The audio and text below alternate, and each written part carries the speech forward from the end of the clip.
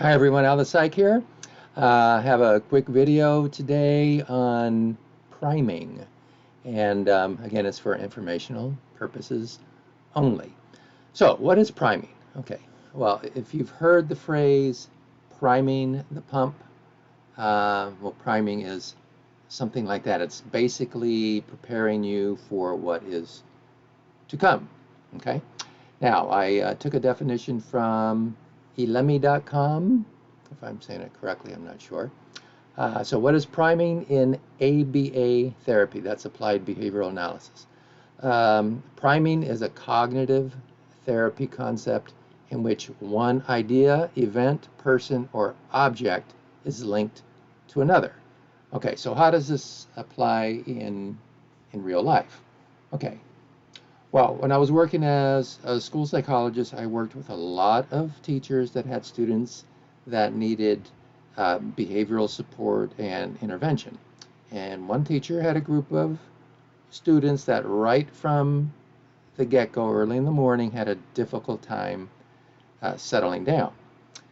And this was a group of students with special needs. I think it was a third grade class, if I remember correctly, or it might have been a 3-4 combo, something like that. Anyway,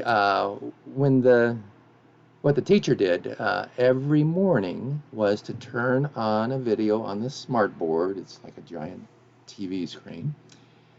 So she turned on a video of children of similar age that were quietly doing yoga. They do different exercises and poses and things. And there'd be some calming music playing. And the teacher's students would follow along and participate in the yoga exercise. And they would do this just for a few minutes.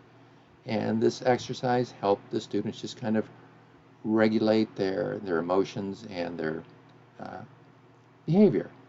So it was much easier for the students then to attend to their work and get work done. The teacher didn't have to spend a lot of time redirecting them and refocusing them because they were already regulated then.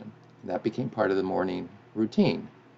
So it just basically saved the teacher a lot of time. She spent some time, up front, but saved time later on. Now, the teacher also primed the students prior to going out to recess. There had been some behavioral issues at recess, and she wanted to, be real proactive and address this.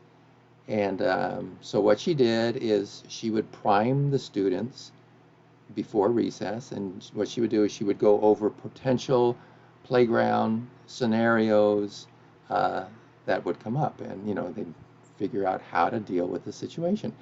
And sometimes, the solution was something as simple as the student finding a teacher who was on duty outside at recess, going to the teacher and asking the teacher to assist them, in a conflict resolution, basically. So, this is a real simple priming activity, and it helped reduce behavioral incidents.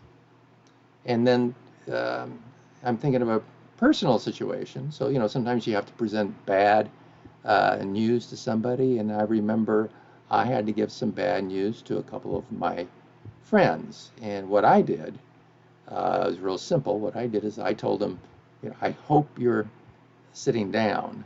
It wasn't face to face when I was, communicating with them.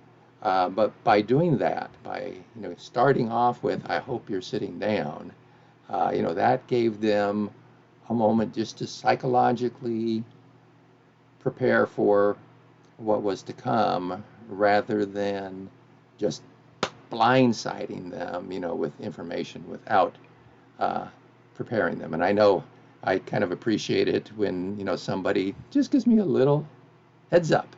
It only takes a few seconds for me to say, okay, I've got to, get ready for something. And the same thing can be done in therapy. If you're working on a phobia of some sort, like say you have a phobia of driving over a bridge. The situation can be primed by preparing the client. For example, learning to relax first, having a calming statement, visualize driving over the bridge, and then driving over a small bridge. So you've kind of primed the person, or you've primed yourself if you're kind of going solo on this, and you take some steps to prepare for what is to come. And that is priming in a nutshell. Okay, thank you.